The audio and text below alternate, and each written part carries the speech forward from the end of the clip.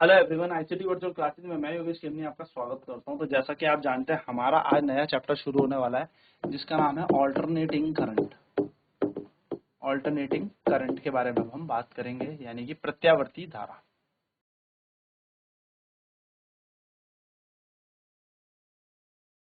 प्रत्यावर्ती धारा, अब नाम है ऑल्टरनेटिंग, यानी कि ऐसा करंट जिसका मैग्नीट्यूड, जिसका परिमाण समय के साथ साथ बदलता जाए।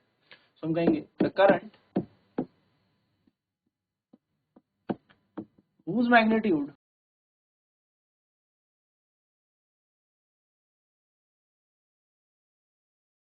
changes with change in time।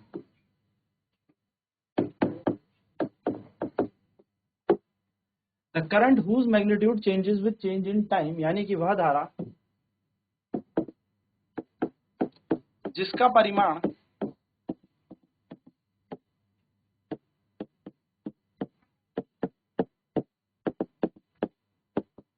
समय के अनुसार या समय के परिवर्तन के साथ, या मैं कह सकता हूं समय के साथ साथ परिवर्तित होता है।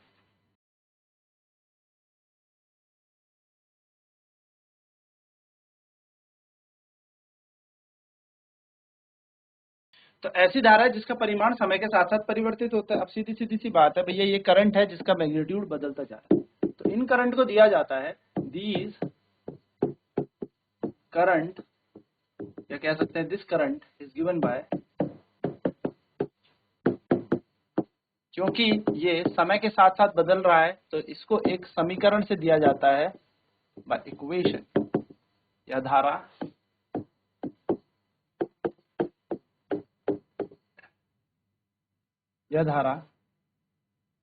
निम्न समीकरण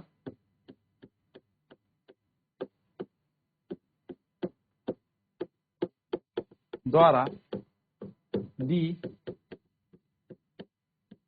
जाती है। तो ये द्वारा जो निम्न समीकरण है, निम्न समीकरण क्या है? I बराबर I naught sine omega T.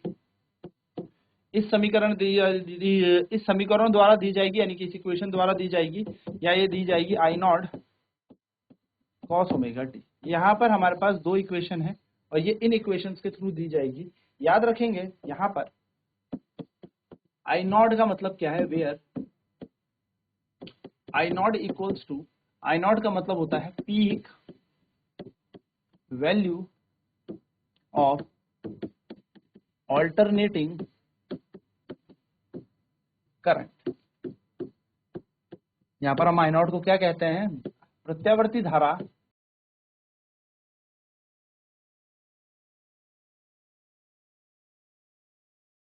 प्रत्यावर्ती धारा का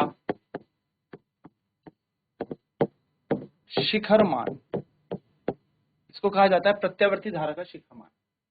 जिस तरीके से प्रत्यावर्ती धारा होती है उसी तरीके से हमारे पास होता है ऑल्टरनेटिंग वोल्टेज, जिसको हम कहते हैं प्रत्यावर्ती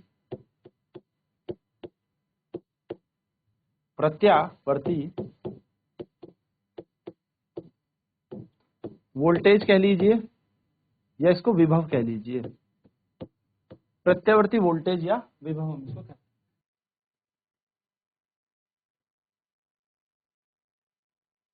तो this current is given by the equation, यह धारा निम्न समीकरण द्वारा दी जाती है। समीकरण है हमारे पास आई बराबर I naught sine omega T, या आई बराबर I not cos omega T. हम साइन वाली को ज्यादा प्रेफर करेंगे, साइन वाली इक्वेशन को ज्यादा लेके चलेंगे, पर याद रखना कॉस से भी चलता है। उसी तरीके से हमारे पास आता है प्रत्यावर्ती वोल्टेज, यानी कि ऑल्टरनेटिंग वोल्टेज। तो हम कह सकते हैं द वोल्टेज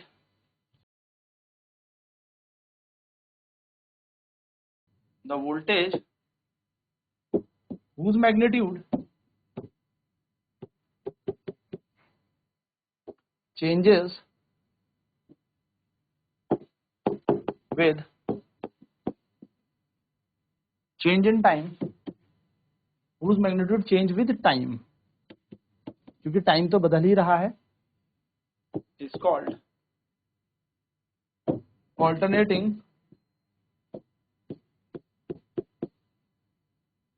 वोल्टेज, यानी कि वह वोल्टेज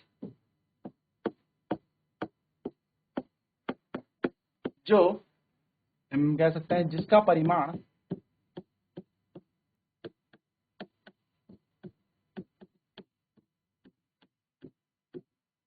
समय के साथ साथ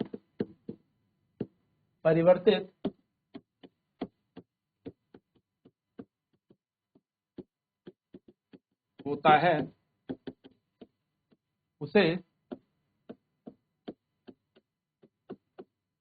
प्रत्यावर्ती वोल्टेज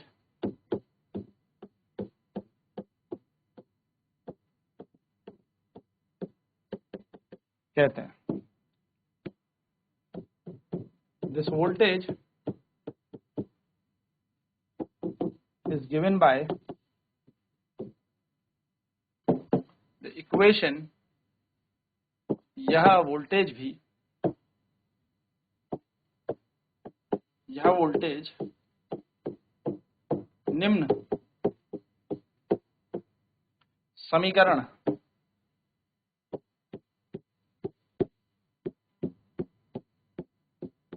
द्वारा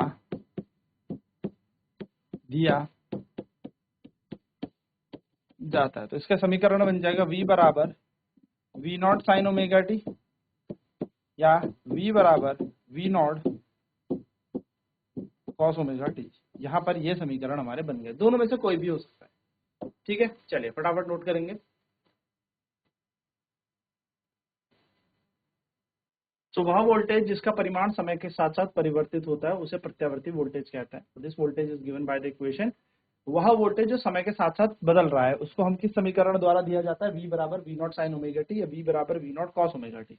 याद रखेंगे वेयर V नॉट जो है हमारा वो है peak value of alternating voltage. V not है हमारा प्रत्यावर्ती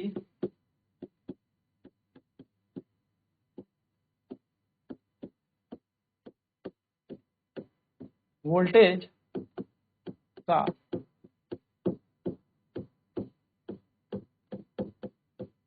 शिखर मान। ठीक है, चलिए चेक करते हैं कि कैसे बदलता है। तो देखिए जो समय होता है ना, समय बदलता जाता है, तो टाइम की वैल्यूज याद रखेंगे।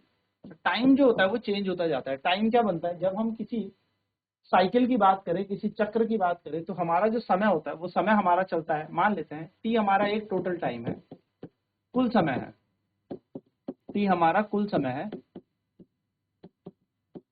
कुल समय। तो जो समय हमारा परिवर्तित होता है समीकरण में, तो वो होता है सबसे पहले टी बाय 4 से चलता है। ठीक है, सबसे पहले हम समय को टी बाय 4 रखेंगे, फिर टी बाय 4 के बाद आधा समय आएगा, एक साइकिल आधे चक्कर में पहुंचेगी यानी कि टी बाय 2 आएगा। फिर समय चले जाएगा 3t बाय 4 पे, यानी कि 3/4 हो जाएगा पूरे समय का। और 3/4 के बाद देखो सबसे पहले 1/4, फिर आधा, फिर 3/4, और फिर समय बन जाएगा पूरा t। हमें इसी के मान में यहाँ पर धारा के मान को ज्ञात करना है। तो देखो धारा का मान कैसे ज्ञात करेंगे, I बराबर I not sine omega T, हमने इक्वेशन लिखी। अब हमने यहाँ पर क्या किया, समीकरण बनाया। ये चल रहा है टाइम, यही ग्राफ बनाते हैं, ये चल रहा है समय। ठीक है, ये समय चल रहा है, ये समय चल रहा है प्लस में, और ये चल रहा है माइनस में। ठीक है, सबसे पहले हम t का मान रखते हैं t बाय 4। सबसे पहले हम क्या रखेंगे, t बाय 4। अच्छा, नोट पॉइंट यह है कि ओमेगा जो है हमारे पास, ओमेगा वो होती है एंगुलर फ्रीक्वेंसी। एंगुलर फ्रीक्वेंसी यानी कि कोणीय आवृत्ति, हम इसे कहते हैं कोणीय आवृत्ति। ओमेगा बराबर बन जाएगा 2 पाई बाय टी, इसका इक्वेशन। तो I बराबर I नॉट ऐसी रखेंगे, साइन ऐसी रखेंगे, ओमेगा का मान है 2 पाई बाय टी, और t बराबर हम क्या पुट कर रहे हैं, तो सबसे पहले हम t बराबर पुट कर रहे हैं t बाय 4, t बाय 4। तो हमने यहाँ रख दिया t बटा 4, टी से टी कट जाएगा, 2 1 2 2 2 4, तो आई बराबर आ जाएगा I naught sine pi by 2। Sine pi by 2 मतलब साइन 90, साइन पाई बाई 2 का मान कितना होता है 0, सॉरी 1, साइन पाई बाई 2 का मान होता है 1। ठीक है, इस तरीके से चलेगा। तो टी से टी सॉल्व हो जाएगा हमारा और ये आ जाएगा साइन पाई बाई 2। तो आई बराबर साइन पाई बाई 2 हमारी इक्वेशन यहाँ पर बन जाएगी जब हम क्या समय रखेंगे, टी बाय 4 समय रखेंगे। चलिए नोट करेंगे इसे फटाफट।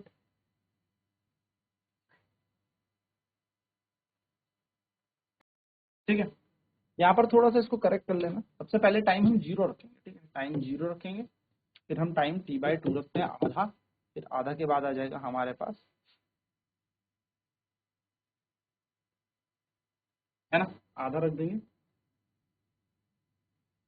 हम यहाँ पर रखेंगे टी बाई 4, फिर रखेंगे टाइम आधा, फिर रखेंगे टाइम 3t/4 और फिर टाइम रखेंगे हम t।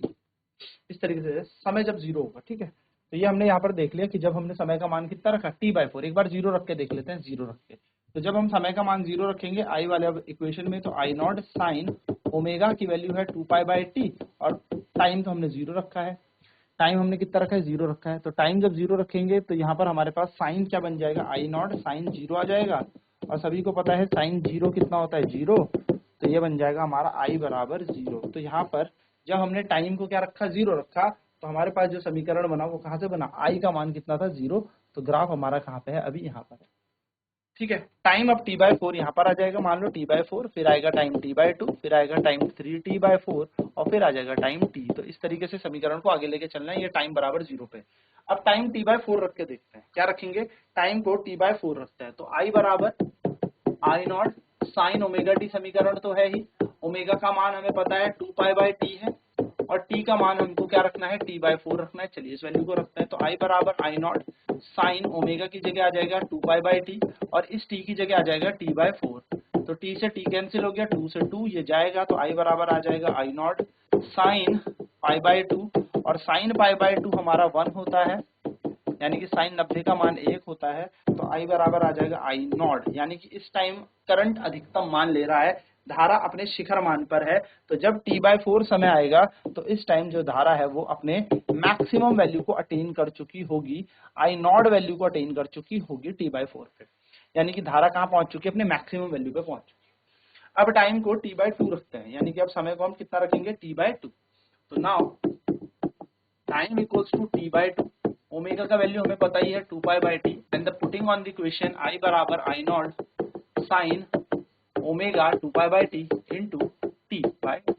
तो t से t कैंसिल हो जाएगा, 2 से 2, आई बराबर क्या आ जाएगा I naught sine pi, I naught sine pi, sine pi का मान होता है साइन 180 और साइन 180 यानी कि साइन पाई फिर से कितना हो जाएगा 0।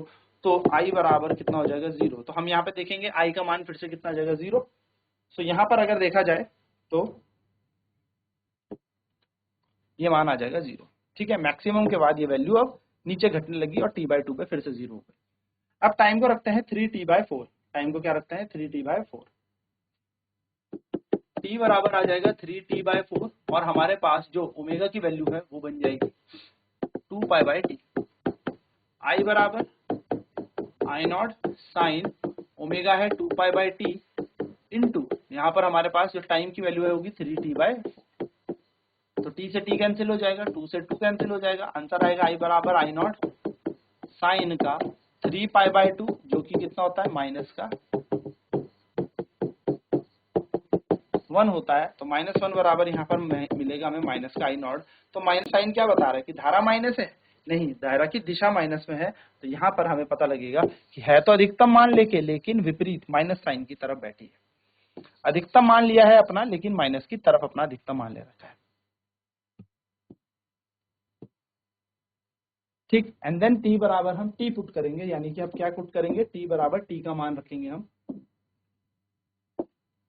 तो t बराबर हम रखेंगे t, ओमेगा का वैल्यू हमें पता है 2π/t, आई बराबर क्या है I naught sine omega 2π/t into omega t, t की जगह t, t से t कट गया, साइन 2π बना है ना, ये इक्वेशन बनेगी आई बराबर I naught sine 2 pi. Sine 2 pi मतलब साइन 360 डिग्री, साइन 2 पाई, तो साइन 2 पाई का मान फिर से 0 हो जाएगा। यानी कि जब समय t बराबर t है तो i की वैल्यू फिर से कितनी होगी 0। यानी कि आप देख रहे होंगे ये जो धारा है ये समय के साथ साथ प्रॉपर परिवर्तन कर रही है, और कभी तो ये अधिकतम मान ले रही है, कभी एकदम से क्या हो जा रहा है 0 हो जा रहा है।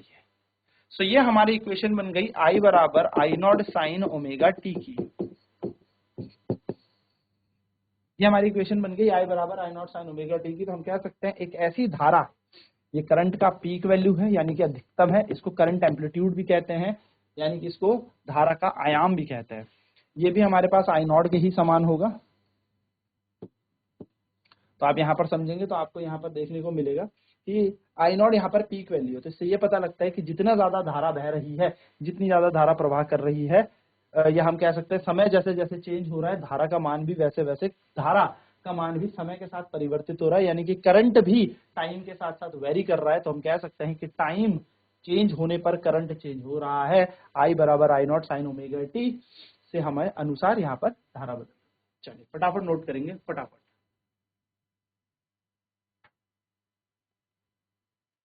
तो समय जब 0 रखा तो धारा का मान 0 मिला। जब समय को t/4 रखा तो धारा का अधिकतम मान निकला, यानी कि मैक्सिमम करंट वैल्यू मिली हमें, ठीक है।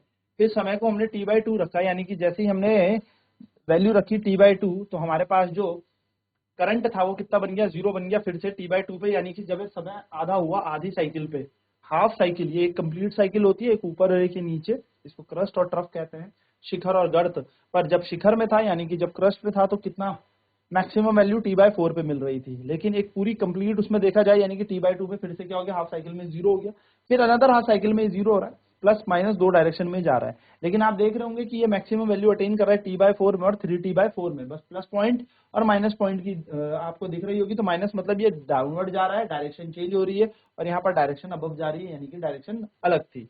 तो दिशाएं परिवर्तित हो रही है, लेकिन जो हमारे पास धारा है उसका मान जो है समय के साथ साथ क्या हो रहा है परिवर्तित हो रहा है। और ऐसा धारा या ऐसा करंट जिसकी मैग्नीट्यूड, जिसका परिमाण धारा टाइम के साथ साथ यानी कि समय के साथ साथ परिवर्तित हो, उसको हम कहते हैं ऑल्टरनेटिंग करंट, यानी कि प्रत्यावर्ती धारा। तो जैसे ही हमने t/0 रखा तो 0 रखने पर हमें क्या मिला, ओमेगा का मान 2π/t होता है, क्योंकि एंगुलर फ्रीक्वेंसी होती है, कोणीय आवृत्ति होती है। तो आई बराबर आई नॉट साइन ओमेगा की जगह है 2π/t और t की जगह रखा 0, तो आई बराबर बन जाएगा 0। तो यानी कि धारा कितना आ जाएगा, यहाँ से साइन 0 की वैल्यू 0 होती है, तो करंट हमें 0 मिल जाएगा।